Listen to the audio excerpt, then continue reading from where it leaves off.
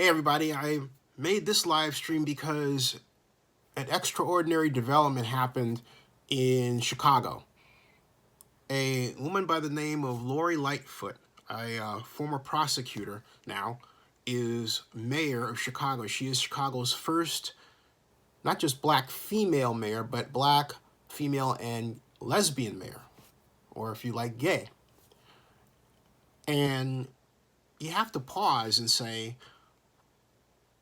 that's amazing. How did that happen? And as a person who is the same age as Mayor Lightfoot, 56, who also was born in Chicago and grew up in Chicago until we moved here to Oakland in April 8th of 74, I was used to the Daley system. When I was born, Richard J. Daley was mayor of Chicago. Richard J. Daley was mayor of Chicago. And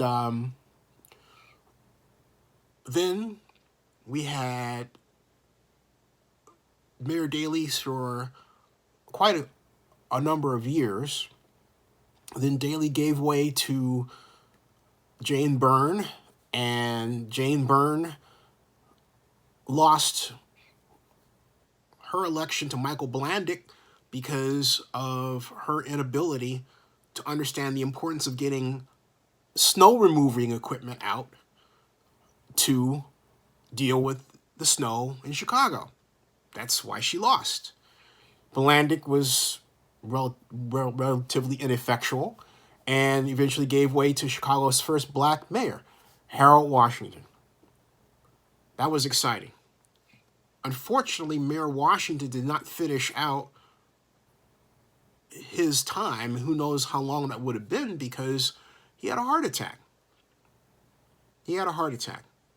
Some people to this day believe that what happened to Mayor Washington was not an accident, because there were those people who felt that Chicago was so not ready for black leadership that they would do anything to change back to the way it was.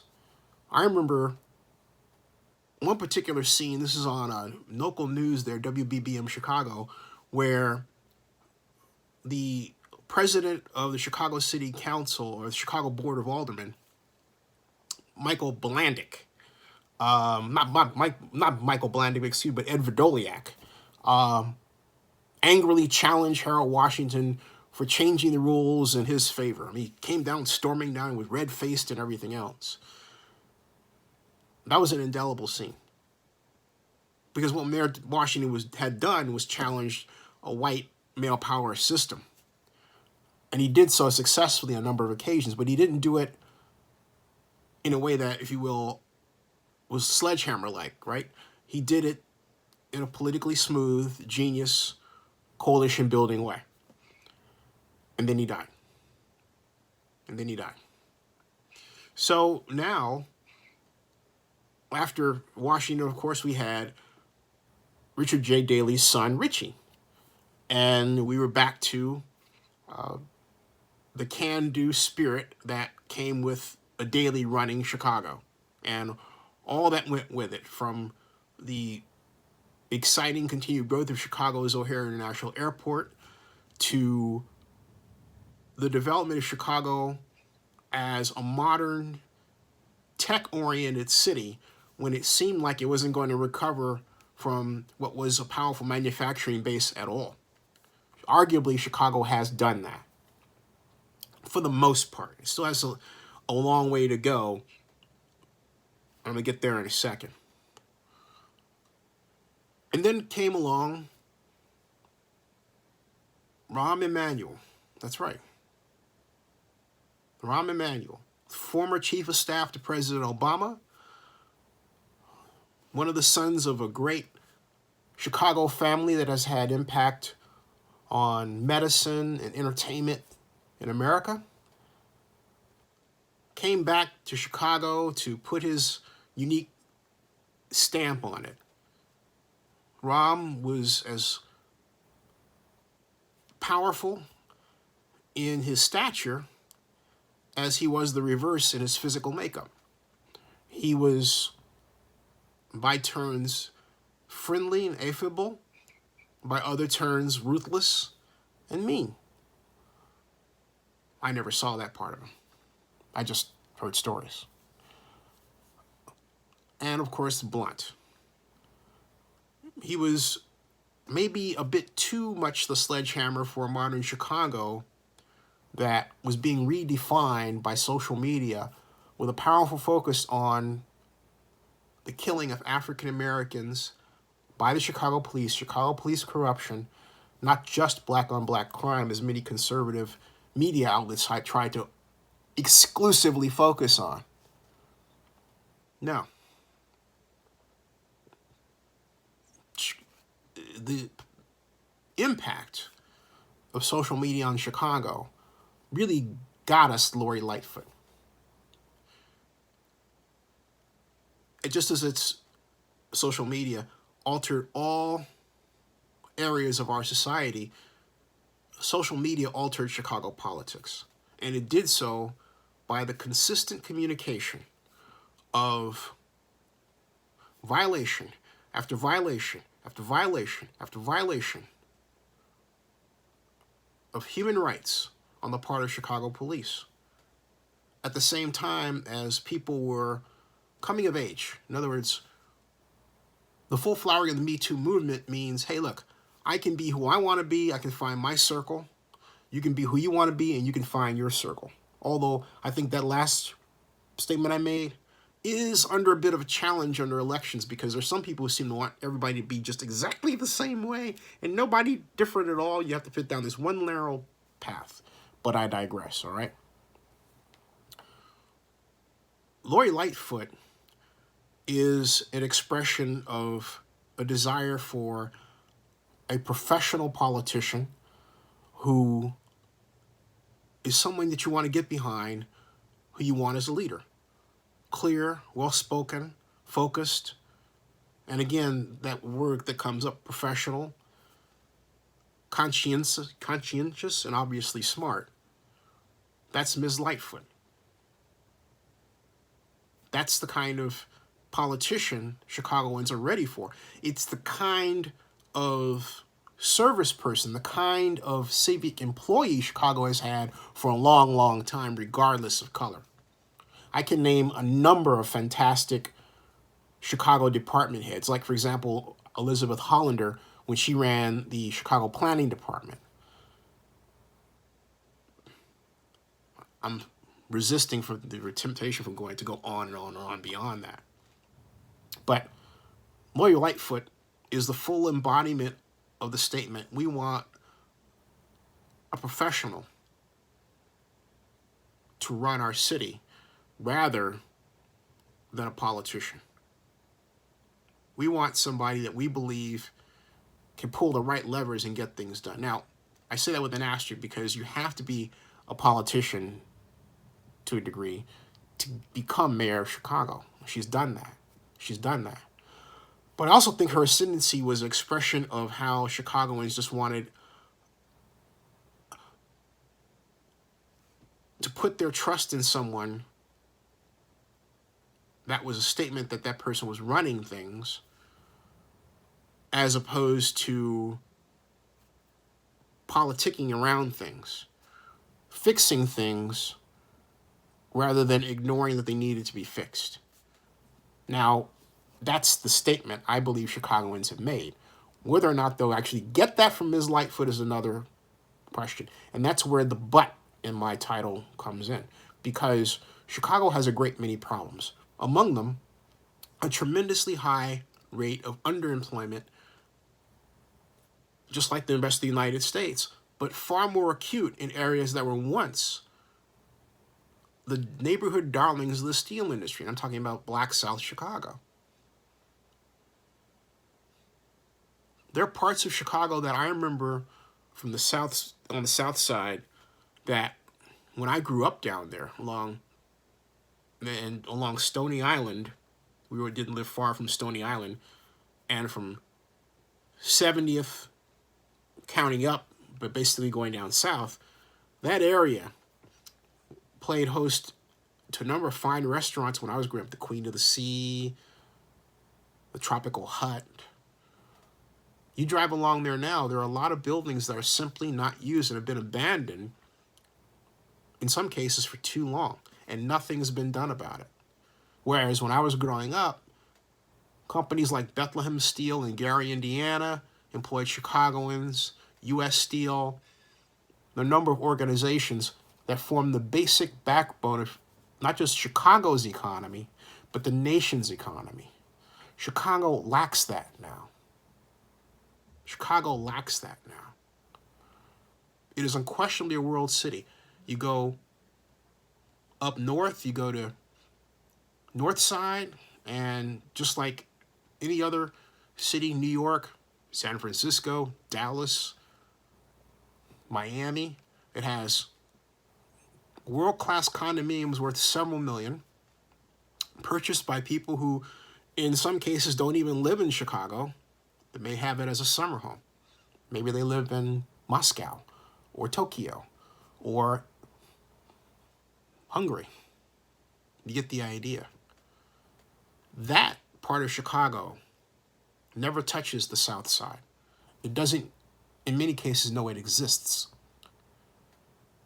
What Mayor Lightfoot has to do is prove she has the ability and the will and the initiative to form a team that can fix South Chicago.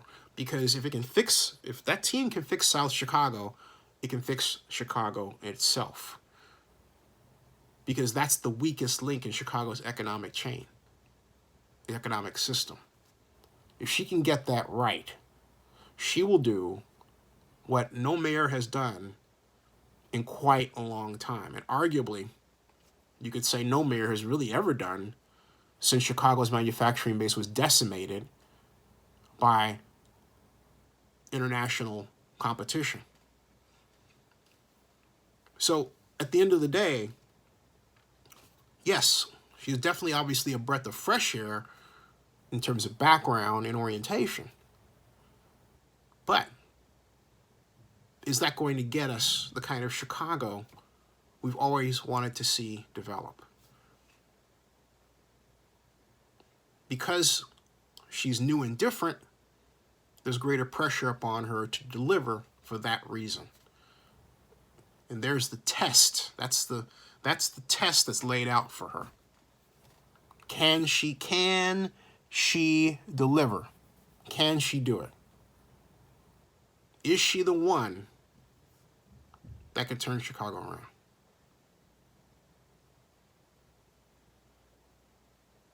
We'll just have to wait and see. Oh, while I'm at it, I want to make a comment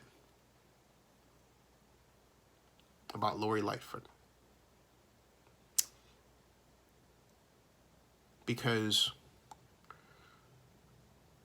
I should say Lori Lightfoot in the context, however. I want to make a comment about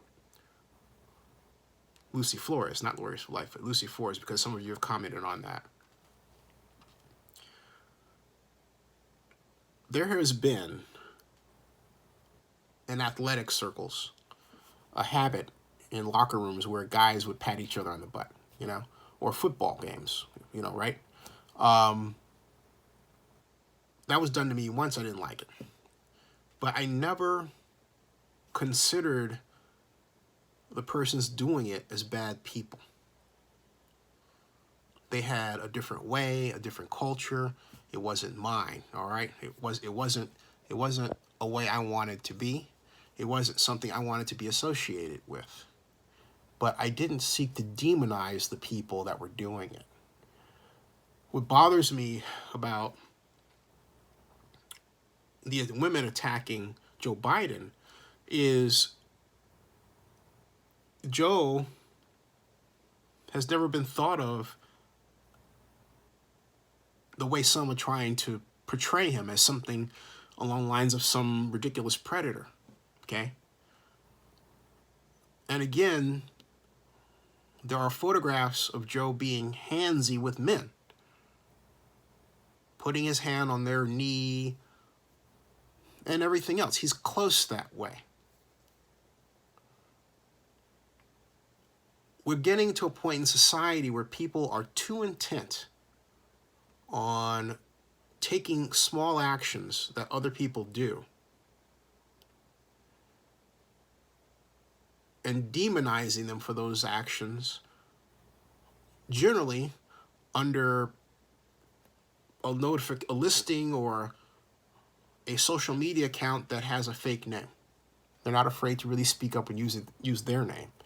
But when you get a list of these, it makes it look like, hey, tons of people think this is the case. Or when you have somebody in the media that politically and socially follows and agrees with that line, and they have the power to put something and the time and the resources to put something online, then it makes it seem as if, you know what, the whole country is against Joe Biden, or the whole country is against Donald Trump.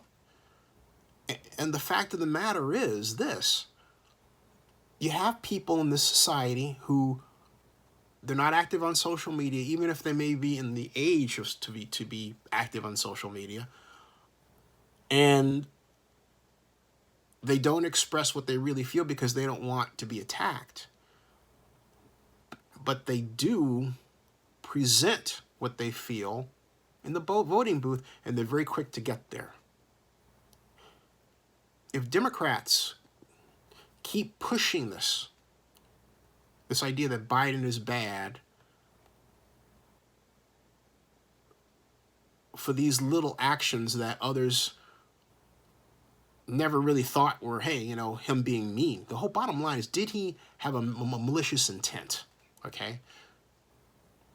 Was it something that he did to guys?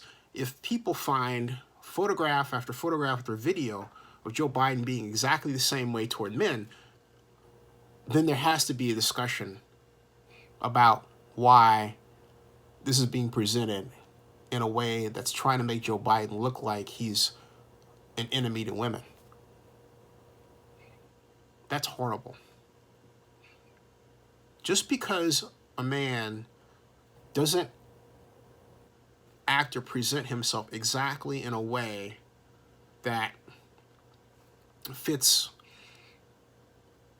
a conduct of consistent restraint doesn't mean that that man is bad. There's some of us who do, but again, I don't judge that way.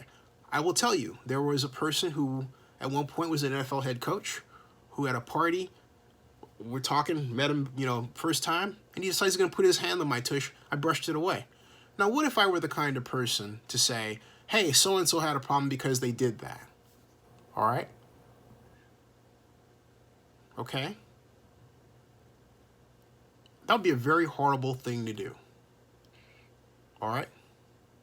That person has their life. I have mine. It doesn't mean I don't respect the person as a coach. It doesn't mean I'm not a fan of that person, what that person has done. But, and hey, look, I had no problems. Like, you know, just didn't even make an issue about it. Okay, yeah, dude, you know? And I just say, dude.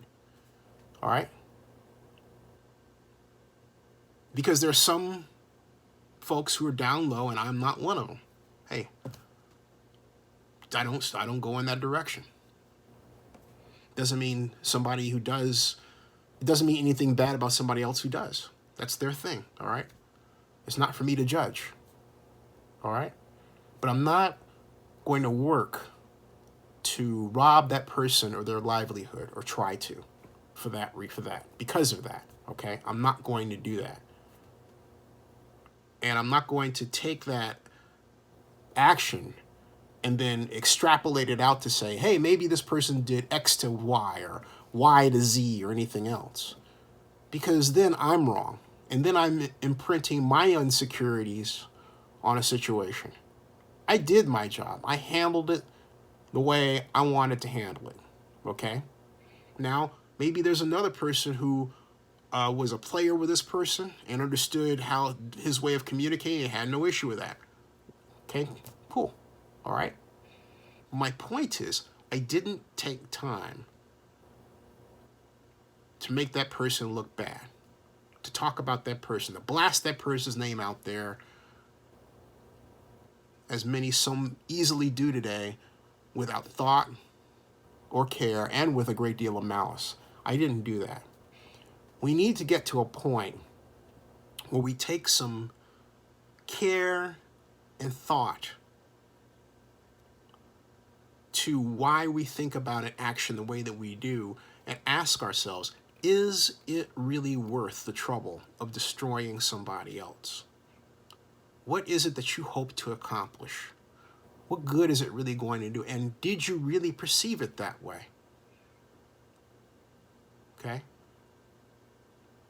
And it's not putting down women or anything. That's ridiculous. The subset issue I have with this whole Biden matter is this idea that a woman can't speak up for herself. Now, you can't have your cake and eat it too. We cannot do what we've done for the last 30 years in having programs to make women super soldiers, having programs to make so that women get stronger. The United States Army back in, I believe it was late 80s, had a program to evaluate 500 women around a regimen that would make them strong soldiers, able to drag a man with 180 pounds with ease and so on. That paved the way for many of the women soldiers we have in the armed forces today. Point is, we've spent a lot of time, effort, and money in helping women be stronger physically and emotionally, and I would think more emotionally intelligent.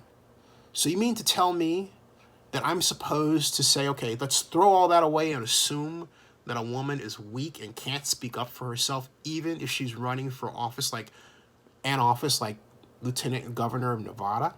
I'm sorry, you don't get to have it both ways. And it's sexist to say, hey, women can't speak up because something's going to happen to them. No, that's not true, okay?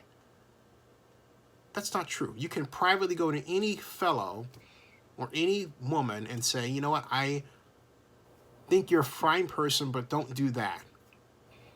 I mean, if I can brush off the person I was referring to, the coach, there's no reason a woman can't, all right? And not only that, many women do. I mean, we're talking about this as if women don't do that sort of thing or haven't. I mean, come on. You know?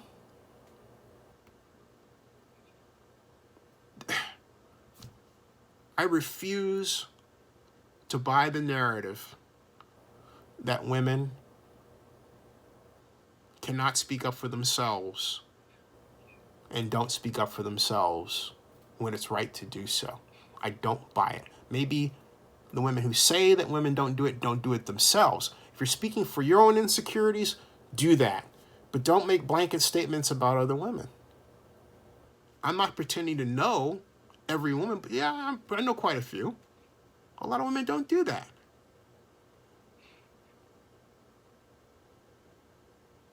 Okay, you can't have it both ways. You can't say you have women who are tigers, who are the protectors and the powerful, as we've had in so many ways and so many examples. But then when it suits a person on the way to trying to destroy a guy like Joe Biden, all of a sudden, in the effort of try to destroy Joe Biden, every woman becomes the weaker sex once again. All right?